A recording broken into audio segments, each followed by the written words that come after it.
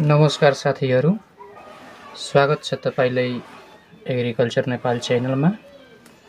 आजको कक्षामा हामी बोटका मुख्य भागहरूको बारेमा पढ्नेछौँ, जसमध्ये सधैँ हामीले वरिपरि देख्ने बोट त्यो वास्तवमा कति अंशमा बाँडिएको छ। आज जानौँ सरल भाषामा।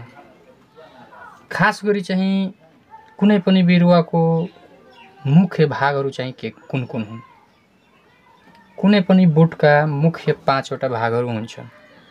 अब 5 वटा भाग चाहिँ कुन हो, जस्तै कि 1 नम्बरमा जरा हो, यसलाई इंग्लिशमा रुट पनि भनिन्छ।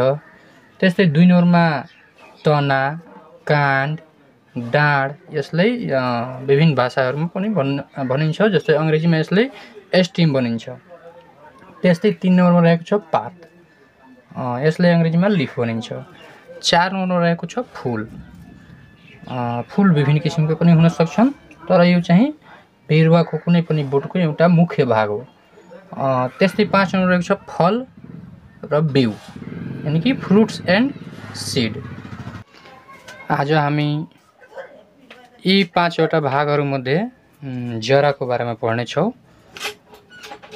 यो पार्ट नम्बर 1 को भिडियोमा जरा नै राख्नेछौँ। सेकेन्ड नम्बरमा चाहिँ फेरि तना, काण्ड, स्टेमको बारेमा पढ्नेछौँ। अब जरा भन्नाले जरा प्रणाली के हो चाहिँ कसरी बुझ्ने। जरा प्रणाली रूट सिस्टम भन्नाले बोटमा हुने सम्पूर्ण जराहरूको समूह हो। जरा प्रणाली बोटको जमिन मुनिको भाग हो, जुन पानी र पोषक तत्व माटोबाट सोच्ने कार्य गर्छ। यानी कि माटोबाट पानी र पोषक तत्वहरू सोचेर त्यसले चाहिँ बिरुवालाई बोटलाई प्रदान गर्ने दिने काम पुर्याउने काम गर्दछ। अब त्यस्तै छ जराको प्रकारहरू चाहिँ कुन हुन्। जराको 2 वटा प्रकार छन्। एउटा चाहिँ मुख्य जरा प्रणाली, जसलाई ट्याप रूट सिस्टम अथवा प्राइमरी रूट सिस्टम पनि भन्ने गरिन्छ। त्यस्तै अर्को नम्बरमा छ रेसा जरा प्रणाली, यानी कि फाइबर्स रूट सिस्टम। अब त्यस्तै मुख्य जरा प्रणालीको चाहिँ कामहरू के हुन्, त्यसको पहिचान चाहिँ के हो, कसरी पहिचान्ने कि कुन चाहिँ ट्याप रूट सिस्टम हो। यसको लागि जस्तै कि मुख्य एक थलो जरा हुन्छ, जसबाट साना जराहरू निस्कन्छन्। जस्तै कि यहाँ एउटा चित्र बनाइएको छ, तपाईहरु हेर्न सक्नुहुन्छ। यस चित्रमा चाहिँ यहाँ एउटा सीधा रूट गएको हेर्न सक्नुहुन्छ, यानी कि यो मूल जरा पनि भन्ने गरिन्छ, यसलाई ट्याप रूट भनिन्छ। अब यसबाट यो चाहिँ मोटो एउटा बोट जस्तै तना जस्तै काण्ड जस्तै सीधा निस्कन्छ र यसबाट चाहिँ विभिन्न किसिमका सेकेन्डरी जराहरू निस्केको हुन्छन् र त्यसबाट पनि ससाना केस जस्तो टर्टियरी रूट, यानी कि तृतीयक सहायक जराहरू पनि निस्केका हुन्छन्। यो चाहिँ मुख्य पहिचान हो मुख्य जरा प्रणाली ट्याप रूट सिस्टमको। यो चाहिँ खास गरी 2 वर्षीय र बहुवर्षीय बोटहरूमा पाइन्छ। सीधा रूपमा भन्दाखेरि 2 वा 2 भन्दा बढी वर्षीयमा छिने बोटहरूमा चाहिँ यो रुटहरू पाइन्छ। अब जस्तै उदाहरणको लागि तपाईले लिन सक्नुहुन्छ आँप। आँपको जरा चाहिँ सेम यस्तै हुन्छ। सिसो भयो, साल भयो, मुला पनि यही समूहमा पर्छ। हुन त त्यो छिटो नै फल्ने फुल्ने जात हो, तर चाहिँ मुला पनि यही ट्याप रूट सिस्टम भित्र पर्ने गर्दछ। अब त्यस्तै छ सेकेन्ड नम्बरमा रेसा जरा प्रणाली, यानी कि फाइबर्स रूट सिस्टम। अब फाइबर्स रूट सिस्टम चाहिँ कसरी पहचान्ने। एकै ठाउँबाट धेरै जराहरू निस्कन्छ, यानी कि यहाँ हेर्न सक्नुहुन्छ चित्रमा एकै ठाउँबाट धेरै रूट, यानी कि पातलो केस जस्तो।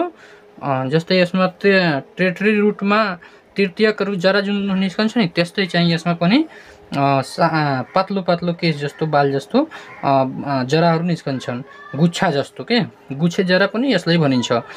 त्यस्तै अब यसको एउटा पहिचान के हो, यसको मुख्य जरा चाहिँ छुट्दैन, यसमा सबै जराहरू एउटै समान हुन्छ। यो चाहिँ खास गरी 1 वर्षीय बोटहरूमा पाइन्छ। जस्तै उदाहरणको लागि गहुँ, धान, प्याज इत्यादि। अब धानको हेर्नुहुन्छ तपाई, धानको जरा सेम यस्तै हुन्छ। त्यसमा चाहिँ मुख्य जरा कुन हो त्यो छुट्याउन सक्दैन। यहाँ चित्र पनि बनाइएको छ यसमा। अब त्यस्तै सेकेन्ड नम्बरमा जाउँ, जराको कामहरू। यानि कि जराको कामहरू चाहिँ के हुन सक्छन्। यसमा के लेखेको छ भने बोटलाई जमिनमा टास्ने कार्य कसले गर्दछ? बोटलाई जमिनमा टास्ने कार्य चाहिँ जराले गर्दछ। त्यस्तै अब सेकेन्ड नम्बर यसको काम बताइएको छ यहाँ, पानी र पोषक तत्त्व सोच्ने कार्य गर्दछ। यो त सुरुमा मैले परिभाषामा नै बताएँ कि यसले जराले जमिनबाट पानी र विभिन्न पोषक तत्त्वहरू सोचेर चाहिँ बिरुवालाई दिने पुर्याउने कार्य गर्दछ।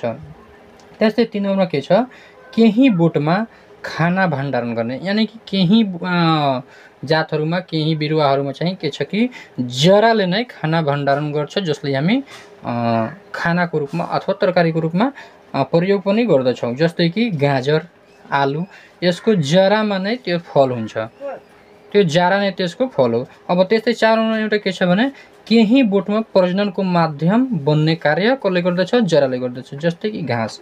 अब तपाईहरुले उदाहरणको लागि दुबो घाँस हेर्नुभएको होला, त्यो जराबाट नै विकसित हुँदै जान्छ। एक अर्काको जरा टच हुन्छ, त्यो विकसित हुँदै जान्छ। केही यसमा इम्पोर्टेन्ट जानकारीहरू छन्। जस्तै कि जरा हरियो हुँदैन किनभने यसमा क्लोरोफिल हुँदैन। जरा हरियो नहुनुको कारण के हो? यसमा क्लोरोफिल हुँदैन। त्यस्तै छ सेकेन्डमा जराको वृद्धि। जराको वृद्धि जरा टोपी यानी कि रूट क्यापद्वारा सुरक्षित हुन्छ। जराको वृद्धि के द्वारा सुरक्षित हुन्छ? जराको वृद्धि रूट क्यापद्वारा सुरक्षित हुन्छ। अब चाहिँ यो जराको पाठ त सकियो, तर चाहिँ जरा प्रणालीबाट हाम्रो नेपालको लोक सेवा आयोगमा सोध्न सक्ने केही महत्त्वपूर्ण प्रश्नहरू कुन हुन सक्छन्? अब हुन त चाहिँ धेरै हुन सक्छन्, तर 4 वटा चाहिँ मैले यहाँ राखेको छु। तपाईहरुले यसको उत्तर 1 नम्बर, 2 नम्बर, 3 नम्बर र 4 नम्बर गरी कमेन्टमा अवश्य नै दिनु होला। जस्तै कि 1 नम्बर छ, प्याज कुन जरा प्रणाली अन्तर्गत पर्दछ? अब यसको उत्तर चाहिँ तपाईहरु कमेन्टमा राख्नु होला, म चाहिँ यताबाट रिप्लाई पनि गर्ने गर्दछु। त्यस्तै सेकेन्ड नम्बरमा रहेको छ, जराको रंग हरियो नहुनुको कारण कुन तत्व हो? 3 नम्बरमा रहेको छ, बोटलाई जमिनमा टाँस्ने काम कुन भागको हुन्छ? अनि 4 नम्बरमा रहेको छ, घाँसले कुन भागको सहायताले प्रजनन क्रिया गर्ने गर्दछ? हस् त धन्यवाद। यसको अघिल्लो टपिकमा चाहिँ म बोटको विभिन्न भागमध्ये एउटा तना यानि कि काण्डको पाठ लिएर आउने छु। हस् त धन्यवाद, बिदा चाहन्छु।